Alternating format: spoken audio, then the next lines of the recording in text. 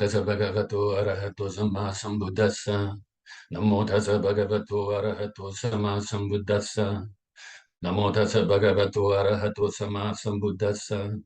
Buddham saranam gacchami, Dhammam saranam gacchami, Sangham saranam gacchami, Dutiyampi Buddham saranam gacchami, Dutiyampi Dhammam saranam gacchami, Dutiyampi Sangham saranam gacchami, Tatayampi Buddham saranam gacchami, Tatayampi Dhammam saranam gacchami, Tatayampi Sangham saranam gacchami.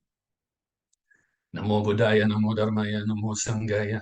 Namo Buddhaya, Namo Dharmaya, Namo Sanghaya. Namo Buddhaya, Namo Dharmaya, Namo Sanghaya. I take refuge until I'm enlightened in the Buddha, the Dharma, and the Sangha. Through the positive potential I create by practicing the 6 paramitas, may I soon attain enlightenment in order to benefit all sentient beings. I take refuge until I am enlightened in the Buddha, the Dharma, and the Sangha. Through the positive potential I create by practicing the 6 paramitas, may I soon attain enlightenment in order to benefit all sentient beings. I take refuge until I am enlightened in the Buddha, the Dharma, and the Sangha. Through the positive potential I create by practicing the 6 paramitas, may I soon attain enlightenment in order to benefit all sentient beings. May all sentient beings have happiness and its causes. May they be free from suffering and its causes. May they never be parted from their happiness beyond suffering.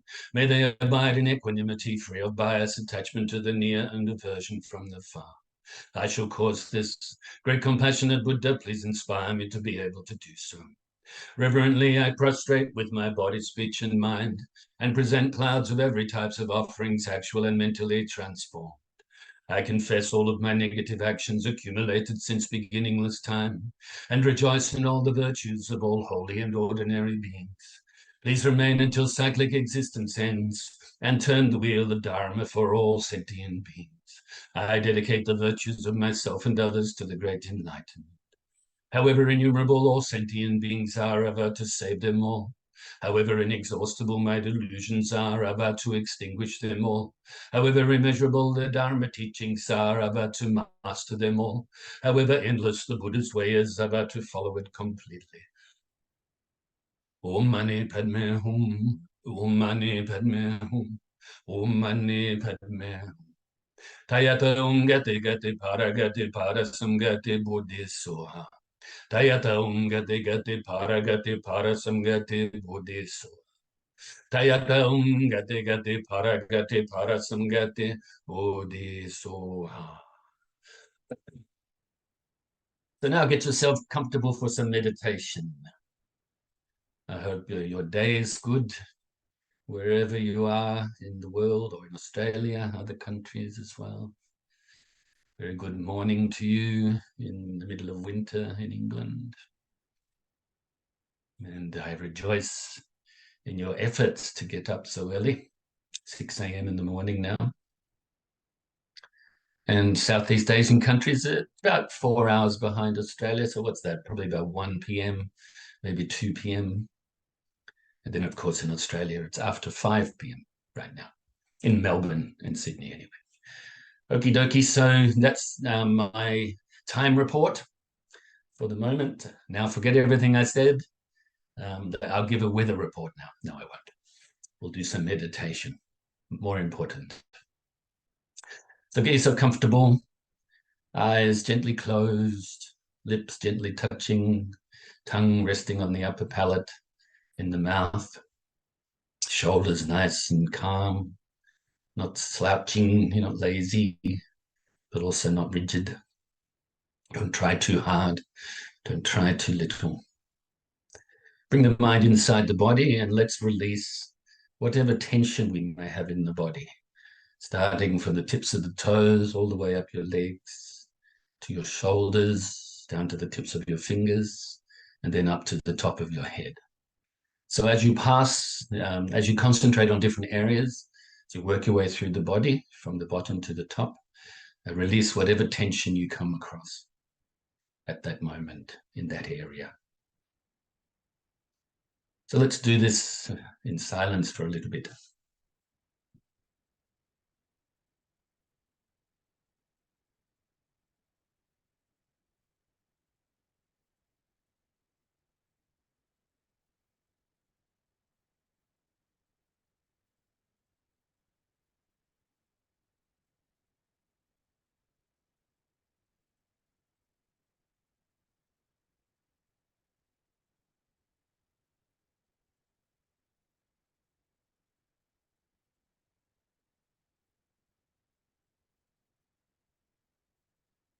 So now scan your body again, just to see if there's any leftover tension that you can release. And if there is, do so.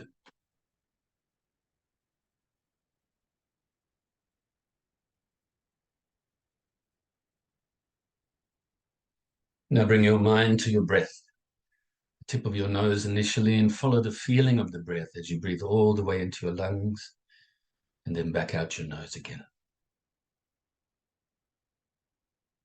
Breathing in, breathing out. Physically, all you have to do is be here, whether sitting, lying down, whatever your posture is, and breathe.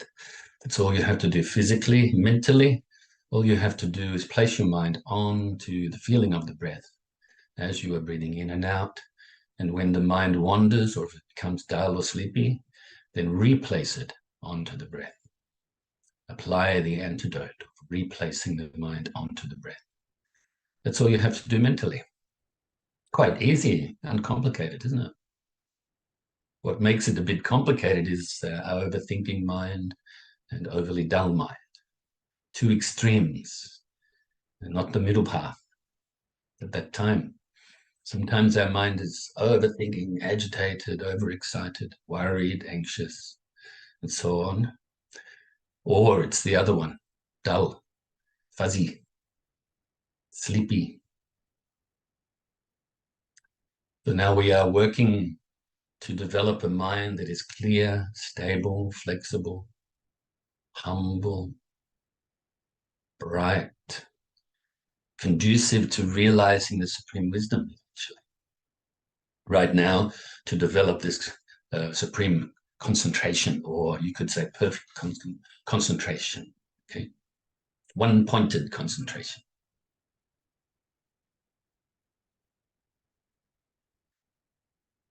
So having your mind on to your breath, as I alluded to just then, when your mind wanders away from the breath, if you have thoughts or feelings and so on, then replace your mind onto your breath. So let them go, don't cling to them, don't grasp at them, don't try to force them away or deny them, but simply and naturally replace your mind onto your breath. And if your mind becomes dull, then replace it onto the breath more brightly. Or replace your mind onto the breath more brightly. Okay? So let's practice like this in silence for a little bit.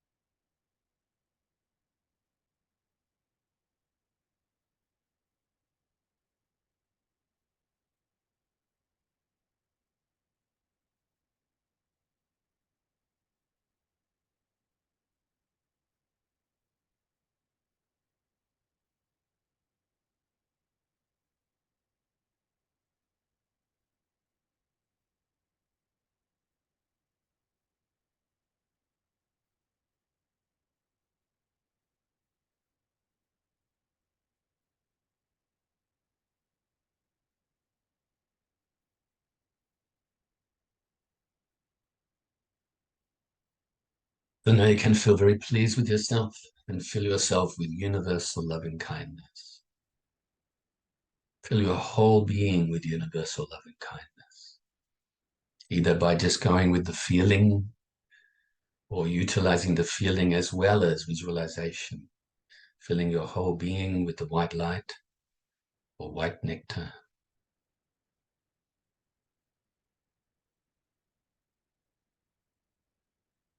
Accepting yourself, forgiving yourself, being your best friend, harmlessness. Remember the word metta, or in Sanskrit, maitri. We translate that as universal loving kindness. Sometimes just loving kindness, sometimes just love or kindness. I like to put the word universal in front of it because it can be developed beyond measure.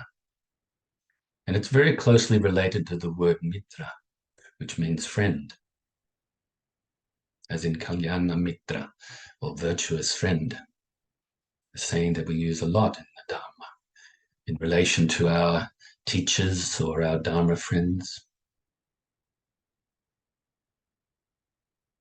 So fill yourself with so much universal love and kindness and friendship that it now overflows and radiates outwards, initially to your loved ones, family, and friends.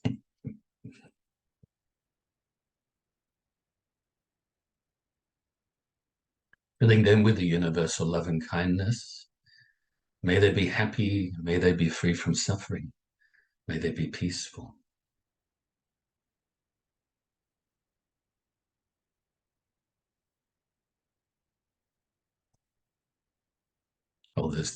Also, this universal loving kindness is not separate from universal compassion. Mahakaruna, the great compassion. And together with the other immeasurables of equanimity, upekkha, and empathetic joy, mudita, they make up the four immeasurables.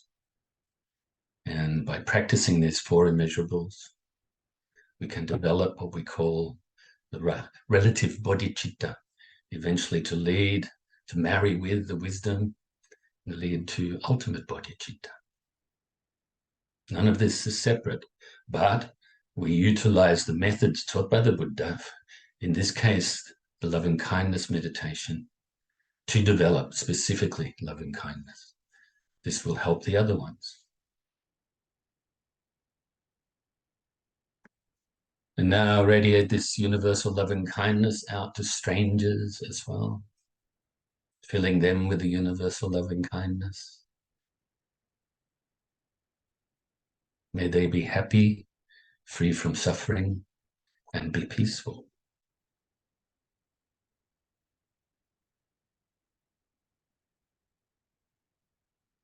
All beings are related to us,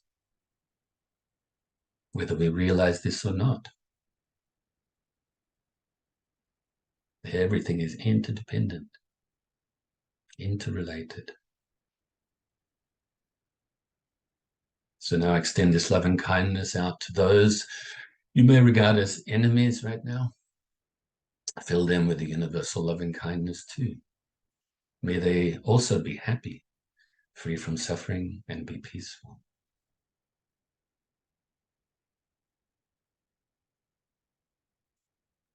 Now let's radiate this loving kindness out further and further distance-wise, starting around your immediate area, to all living beings now, not just people.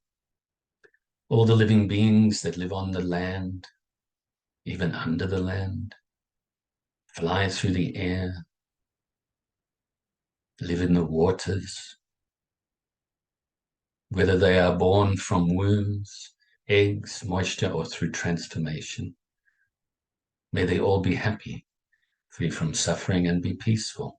Fill them with this universal loving kindness. All the sentient beings, whether we know about them or not.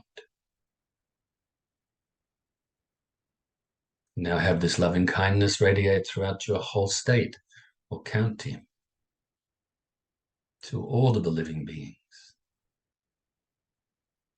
Those living beings that you have an affinity towards, those that you regard as strangers or are different towards, and those you may fear or not like for whatever reason.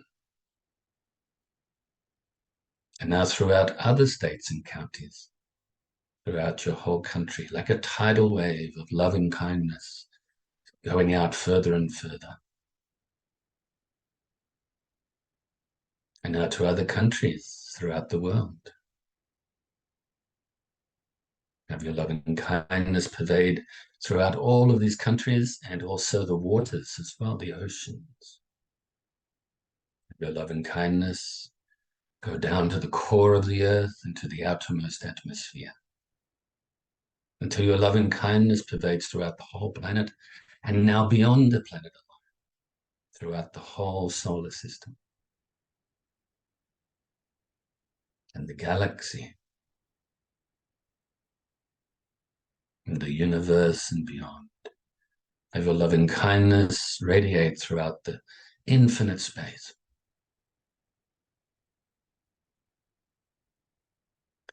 Whilst also being present here and now, and we will recite the dedication prayer. Due to this merit, may I soon attain the enlightened state of the Buddha, so that I may be able to liberate all sentient beings from their suffering. May the precious bodhicitta not yet born arise and grow. May that born have no decline but increase forevermore. And may the precious view of shunyata, not yet born, rise and grow. May that born have no decline but increase forevermore. Okay, and some water. If you're thirsty, you should have some water too.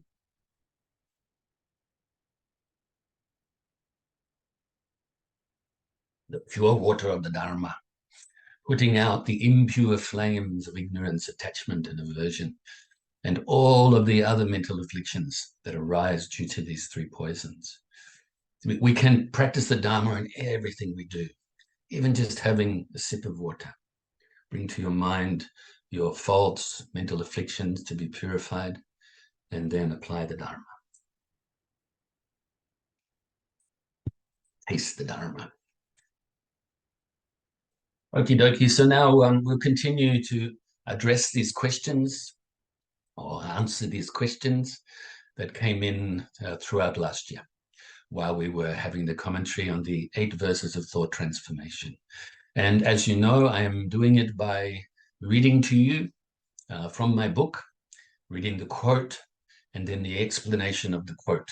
Altogether, there are 50 in this book, and we have covered 29 of them already.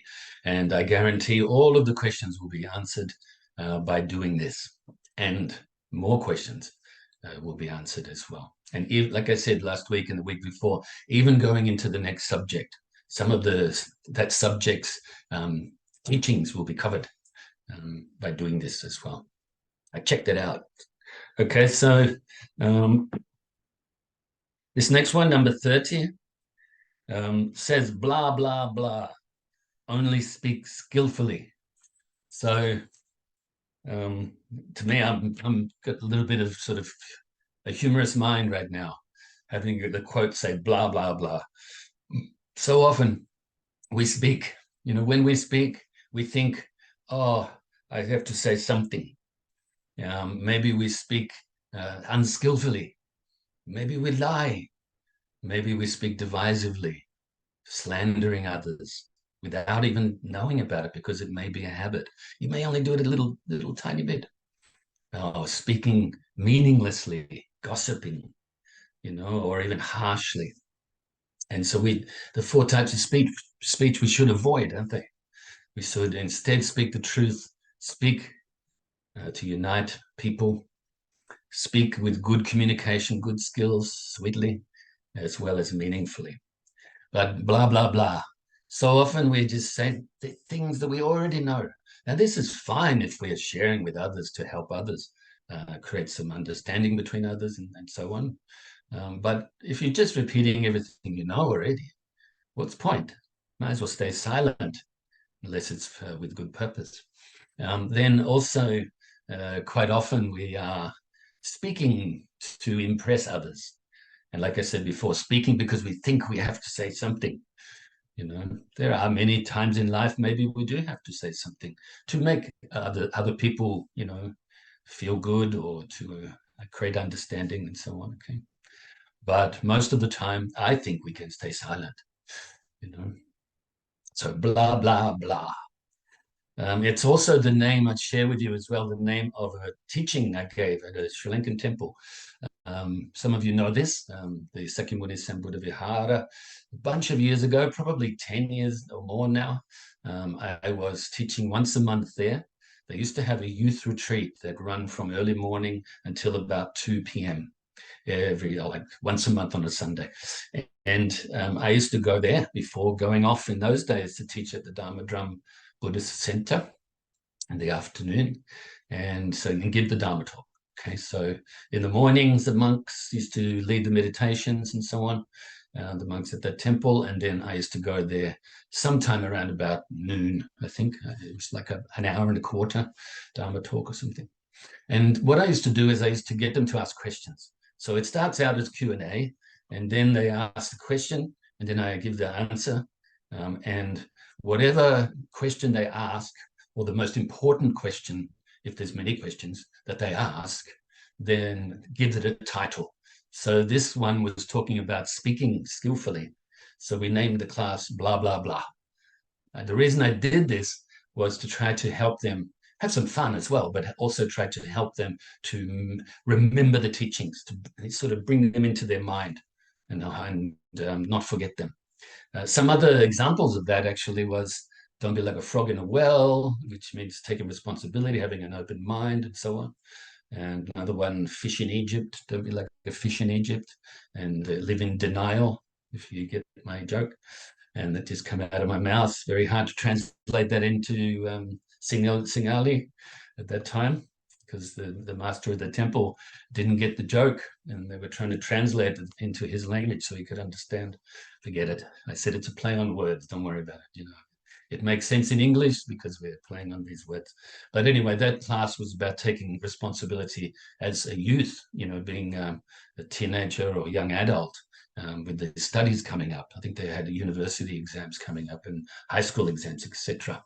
And so this was, you really be responsible, you know, and have respect for your teachers, for your learnings, have respect for your parents, have respect for all teachers, okay, etc. All right, I won't go into any more detail than that. But this was one of them. So blah, blah, blah. So this actually comes from those classes. Over the years, sometimes I would write down some of my quotes, but also a lot of these quotes actually came from students writing them down. In particular, one student, Matthew, okay, he had pages of them. I was really surprised and very happy to see them. So blah, blah, blah, only speak skillfully. Obviously, this has to do with avoiding wrong speech and practicing right speech. When we speak, speak skillfully. Remember that the purpose of speaking is to communicate with others, and we should do so with pure intentions and as clearly and precisely as possible. We should avoid lying, slandering, and divisive speech, using harsh language and meaningless gossip. For this kind of speech can only lead to misunderstandings, confusion, and difficulties for ourselves and others. We should tell the truth, speak to unite people, speak sweetly, and engage in meaningful conversation.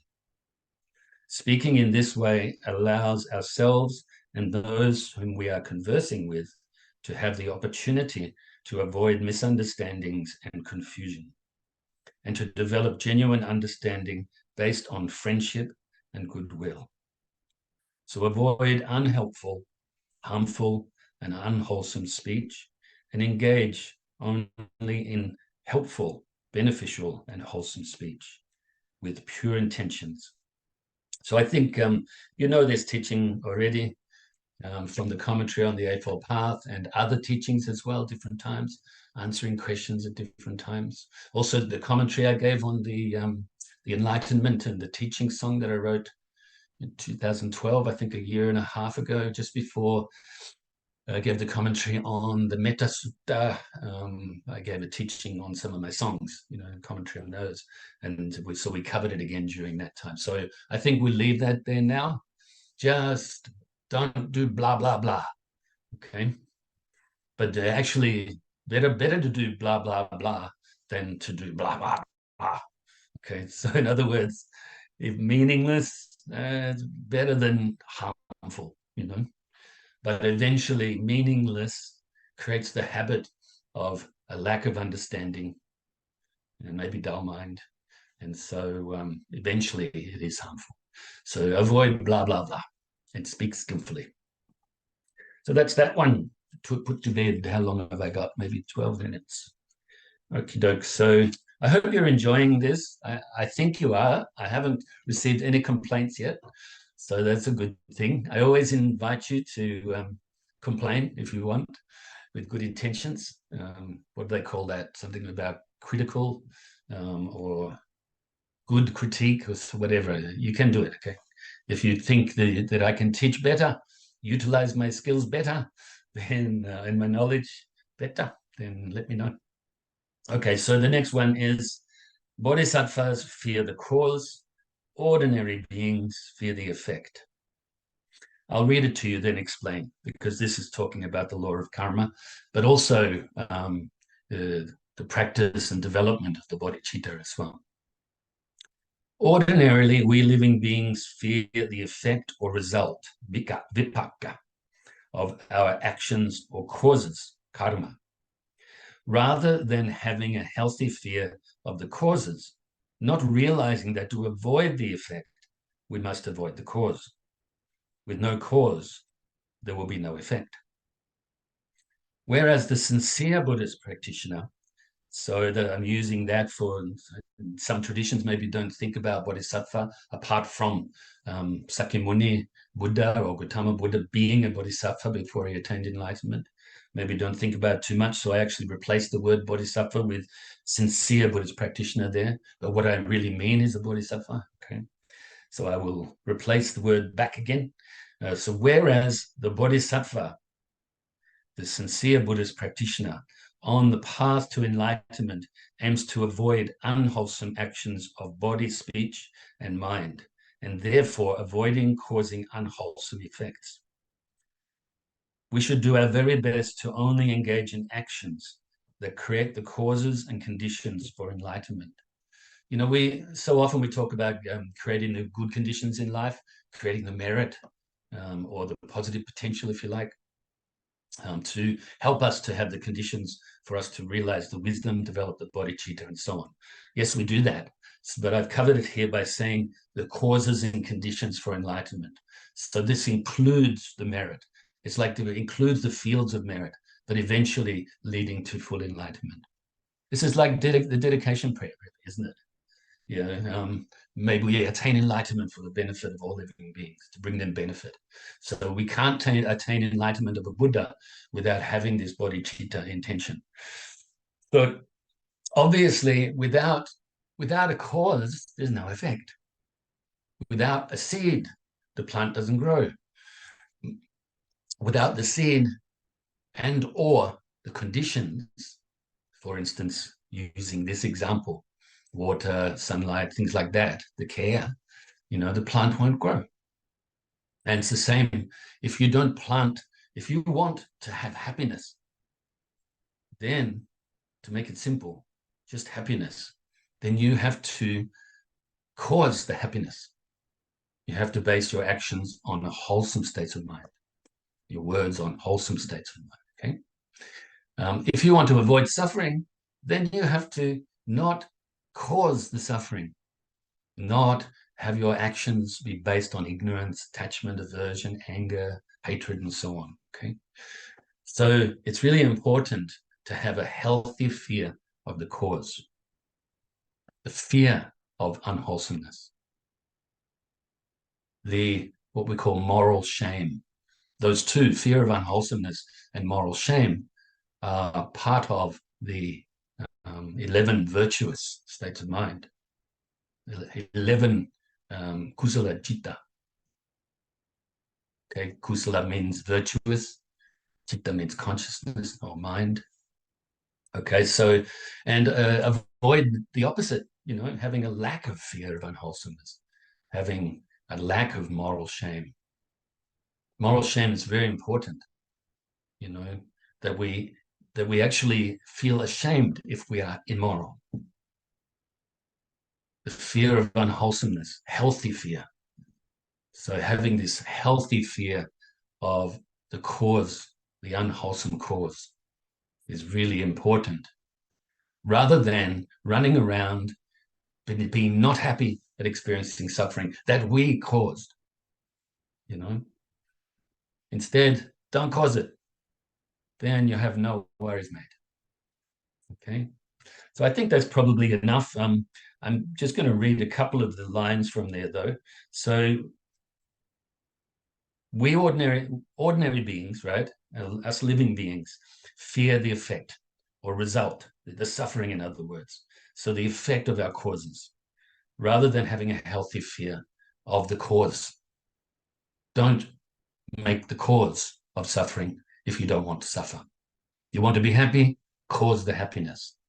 Do every action, speak every word, have every thought as much as possible based on the intention to attain enlightenment for the benefit of all living beings. Okay? Bodhicitta intention. Okay, so that's that one done. The next one is, it's really kind of related to looking after our mind by practicing the four great efforts. Okay? The quote says, build a fence before you fall off the cliff. I think you're all very aware of that quote. Explanation. It's quite short. When we recognize unwholesome thoughts and attitudes have arisen in our mind, we should make the effort to eradicate them. Then they will not increase and overwhelm us.